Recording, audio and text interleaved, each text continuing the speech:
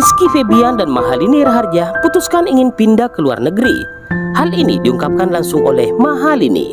Meski begitu, kata Mahalini, dirinya tetap akan produktif menciptakan lagu untuk musisi-musisi Indonesia yang suka dengan karyanya. Bahkan dengan keputusan Mahalini ini membuat Kesha Lefronka, sahabat atau seangkatannya di Indonesian Idol 2019 silam, ingin ikut Mahalini tinggal di luar negeri. Negara atau di benua mana menjadi tujuan Ikilini dan Kesha untuk tinggal? Apakah berada di salah satu negara di benua Asia selain di Indonesia? Ataukah berada di benua Afrika, Amerika Utara, Amerika Selatan, Antartika, Australia? Ataukah di salah satu negara di benua Eropa? Terus apa yang mendasari Mahalini ingin tinggal di luar negeri? Padahal karirnya di Indonesia sudah cukup gemilang bersama Rizky Febian. Oh iya, sebelum menjawab alasan dan negara tujuan mana mereka akan tinggal, diinformasikan untuk jadwal manggung Rizky Febian di Kalimantan Timur pada hari ini 13 Desember dan jadwal pada 16 Desember di Ancol, Jakarta, termasuk konser Kata Cinta bersama Mahalini pada 15 Desember di Bekasi. Jadwalnya diundur di tahun 2023 mendatang karena sesuatu dan lain hal. Tanpa panjang lebar, berikut YouTube channel Berbagi Cerita CBC merangkumnya.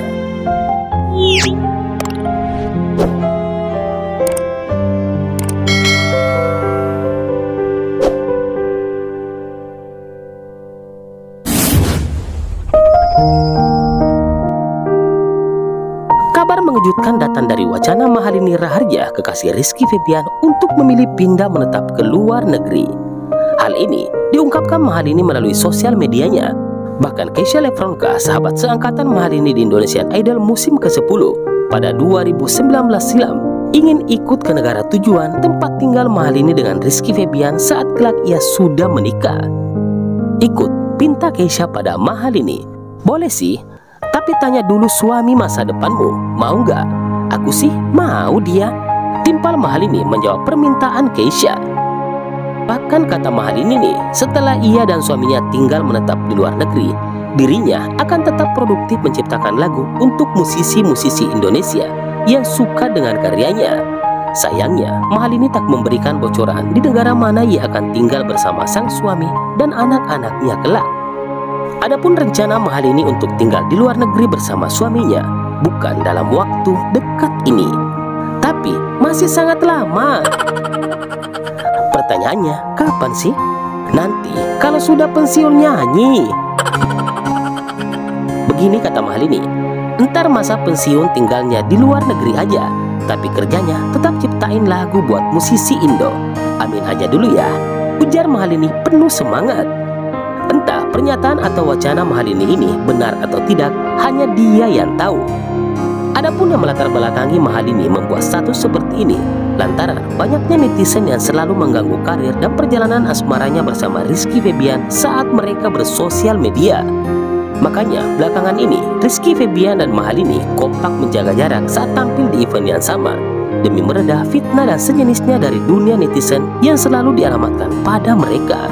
Tapi toh hal yang dilakukan Ikilini ini bukannya meredah, justru kembali meresahkan mereka. Tak sedikit kalangan netizen berspekulasi hingga membuat pernyataan sepihak, seakan mereka ikut memprovokasi netizen lainnya bahwa Ikilini saat ini sudah putus. Dengan dasar alasannya mereka tak sebutin dulu lagi. Ya, begitulah mungkin era sekarang. Hal baik belum tentu dianggap baik. Doyangnya menghakimi orang lain seakan dirinya paling suci. Padahal berpikir positif dengan hal apapun itu sebenarnya akan kembali pada diri kita masing-masing. Intisarinya, lebih baik kecanduan kebaikan daripada candu dosa. Dah, amit-amit dah. Hidup itu sebenarnya sangat simpel. Kalau orang lain jauhi kita, kita jauhkan diri juga. Kalau orang lain tidak suka sama kita, ya tak perlu tunjukkan muka pada mereka. Pergilah ke tempat di mana kita bisa dihargai. Ingat, kita berhak memilih jalan sendiri. Lagian saat kita meninggal kelak, juga tak perlu izin sama yang sering menjulit kita. Dan bagi penjulit yang merasa ada dekengan di akhirat lewat jalur khusus, maaf, itu tiketnya sudah dialihkan pada konser Mahalini dan Rizky Febian. Sekalipun Anda ada dekengan di sana, sama sekali sudah tak mempedulikan Anda. Makanya tak heran dari 5 negara dengan netizen paling tidak sopan di dunia, Indonesia menempati urutan keempat setelah Afrika Selatan, Rusia, Meksiko, dan negara Peru di urutan kelima di atas Indonesia.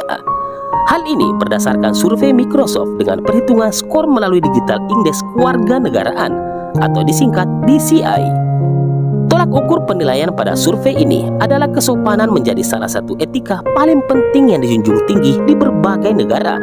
Dengan adanya kesopanan, setiap nilai dan norma yang berlaku di lingkungan masyarakat pun akan tetap terjaga sebaik mungkin.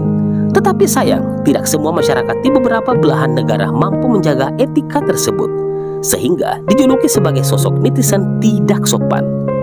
Hal yang sangat disayangkan, Indonesia yang masuk dalam deretan keempat dari 5 negara yang memiliki netizen tidak sopan, memiliki DCI sebesar 76.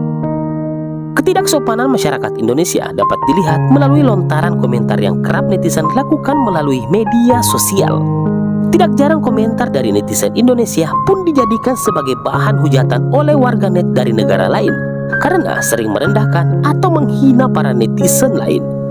Pencapaian Indonesia dalam kategori netizen paling tidak sopan di dunia ini tak perlu dibanggakan ya besti. Yuk, mari kita tetap mengembangkan iklim investasi akhirat dengan bersama-sama kecanduan kebaikan, bukan sebaliknya ya. Jadi ya udah. Tapi ternyata sekarang emang dunia itu sempit ya, kita nggak pernah tahu. Jadi sebenarnya poin yang bisa kita ambil, berperilaku baiklah dengan siapapun, karena kita nggak pernah tahu kita akan bertemu dengan siapapun dimanapun kondisinya. Jadi ketika kita berbuat kebaikan dengan siapa, tidak perlu memikirkan bahwa semoga nantinya kita dibalas lagi oleh dia, tidak, karena pasti nanti di suatu saat nanti kita akan bertemu lagi dengan orang yang sama gitu. Ataupun ketika kita berperilaku baik, nanti suatu saat nanti orang itu juga yang akan membantu kita gitu. Keren ya, dunia itu sempit gitu. Terus ikuti YouTube channel Berbagi Cerita ini untuk mendapatkan update-update informasi dari para figur pekerja seni tanah air dengan cara subscribe dan menekan notifikasi lonceng channel Berbagi Cerita ini yang bertulis semua agar tidak ketinggalan informasi terupdate dan gratis.